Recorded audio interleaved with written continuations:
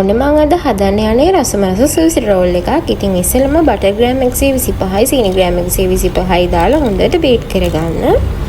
ඊට පස්සේ මේ බටර් ටික හොඳට බීට් වෙනාට පස්සේ අපි බිත්තර ටික එකතු කරගෙන ටික එකතු කරගන්න හොඳට බීට් කරගන්නවා. මේ පෙනෙන ආකාරයට ඔයාලත් බීට් කරගන්න. ඊට පස්සේ පාන් පිටි ටික එකතු කරගන්න. පාන් පිටි බේකින් පවුඩර් එක හලලා හොඳට ගන්න. වැනිලා චුට්ටකුත් එකතු කරගන්න. මට ඔයාලට වීඩියෝ එකට පෙන්නන්න බැරි වුණා. ඊට පස්සේ මම මේක කලර් එකක් දාගන්නවා ලාරෝස පාට වගේ. දැන් අපි මේක ෂීට් එකක් ආකාරයට තමයි හදාගන්න ඕනේ. ඉතින් මේ වගේ ට්‍රේ එකක් ප්ලාස්ටික් කරගෙන මෙන්න මේ පෙන්නන ආකාරයට ඔයාලා මේක හදාගන්න.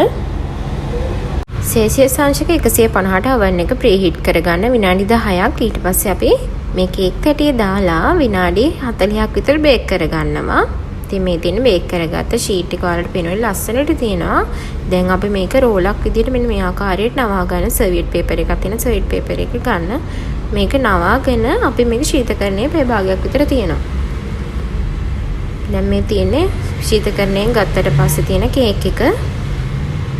ඉතින් අපි දැන් මේක අයිසිං කරගමු. ඔයාලට කැමති අයිසිං එකක් ගන්න පුළුවන්. මම මේක චොකලට් අයිසිං තමයි ගන්නෙ. ඔයාලට ඕන නම් මේකේ ජෑම් උනත් ගා ගන්න පුළුවන්. අපි චොකලට් අයිසිං ලේයර් එක මේ විදිහට තුනී කරගෙන ඊට පස්සේ ආපහු මේක අර විදිහට රෝලක් වගේ නමා ගන්න ඕනේ. හිමින් සැරේ නමා ගන්න නැත්තම් කැඩෙයි. මගේ අතින් නම් චූට්ටක් ඉරි තැලුවා. ඔයාලට පේනවා ඇති. මේ ආකාරයට නමා ගන්න. දැන් අපි මේක අර විදිහටම තෙල් කඩදාසියක නවලා රෝල් කරගන්න මේ විදිහට. තෙල් කඩදාසිය උතලා මේක ශීතකරණයේ තියලා තියෙන තරමට තමයි අපිට ලේසි කෑලි කපා ගන්න. ඉතින් මම පැයක් විතර මේක ශීතකරණයේ තියලා තිබ්බා. දැන් අපි තෙල් කඩදාසිය හිමින් සැරේ මේ ෂීට් එක දිග අරගමු. ඔයාලට පේනවා ඇති ස්විස් රෝල් එක හොඳට තියෙනවා.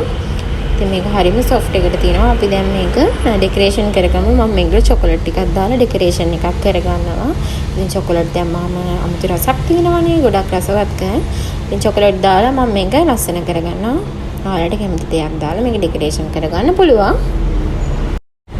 ඉතින් මේ වගේ දේවල් කන්නේ පොඩි බබාලා වගේම ලොකු බබාලාත් ගොඩක් ආසයි නේද?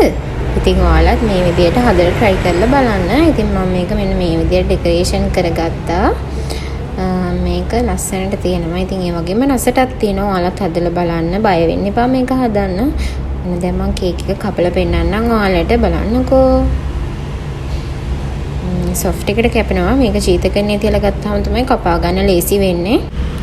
ඉතින් මේ වගේ කේක් එකක් අපිට අමුත්තන්ට වගේම ගෙදර අයටත් රස බලන්න හදන්න පුළුවන්. ඉතින් මේ වගේ ස්විස් රෝල් එකක් හදලා ඔයාලත් රස බලන්න. මගේ වීඩියෝ එක හොඳ නම් මාව subscribe කරන්න, like කරන්න, comment කරන්න, share කරන්නත් අමතක කරන්න එපා. එහෙනම් මම අදට ගිහින් එන්නම්. ඔයාලත් හදලා රෙසිපි රස නම් මට comment එකක් දාන්න. bye bye.